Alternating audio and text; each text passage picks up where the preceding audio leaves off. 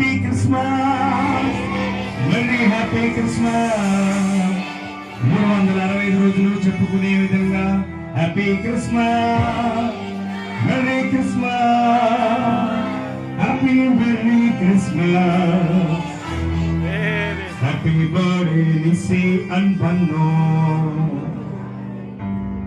చెప్పడమ్మా. Happy birthday to నిసి to బన్నో.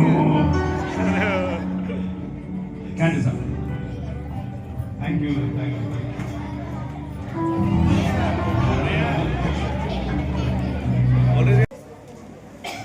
చిన్న చిన్న సాక్ష్యాలు చెప్పండి. తర్వాత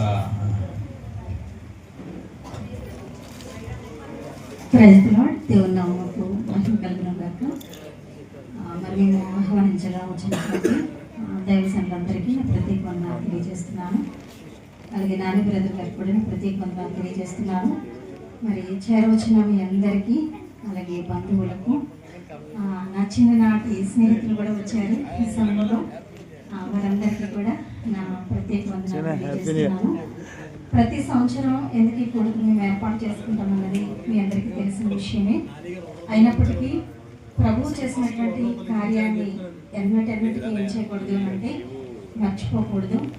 ఆ కారణం చేత నేను ఆ దినాలలో అయితే కనుక చాలా కష్టకాలమే చెప్పాలి అని అంటే అది గుర్తుకొస్తూ ఉంటేనే చాలా భయం అనిపిస్తూ ఉంటుంది, చాలా వేదనగా ఉంటుంది.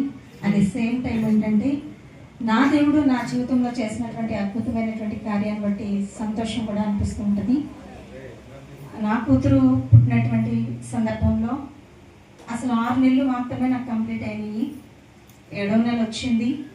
వచ్చి మూడు రోజులు అనుకుంటా, 3 రోజులు 4 రోజులు మాత్రమే గడిచిందంతే. నా కూతురు పుట్టుక గురించి కూడా మీ అందరికీ తెలుసు. ఎందుకంటే ఇక్కడికి వచ్చినటువంటి దైవజనులకు కానీ నా స్నేహితురాలకు కానీ తెలియదు కనుక నేను మరొకసారి తెలియజేస్తున్నాను. ఎందుకంటే ఏటేటా తలపోసుకోవాలనేటటువంటి ఉద్దేశం చేత అయ్యగారు చిన్నగా అని అన్నా కానీ నేను మాత్రము నా కూతురు విషయంలో, ఎందుకంటే అంతకుముందు కూడా చిన్నగా అనుకున్నప్పుడు ఆ ఇయర్ అంతా నా కూతురు కొంచెం కష్టపడింది. తర్వాత అనుకున్నాను ఎప్పుడైనా సరే ఎవ్రీ ఇయర్ కూడా నా కూతురు పుట్టిన విషయాన్ని నేను జ్ఞాపకం చేసుకుంటూనే ఉండాలి అనేటటువంటి ఒక తీర్మానాన్ని నేనైతే చేసుకున్నాను.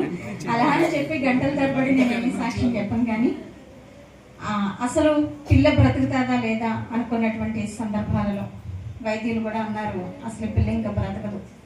10,000 రూపాయలు ఇంజెక్షన్ చేయాలి, చేస్తే అయినా కూడా అసలు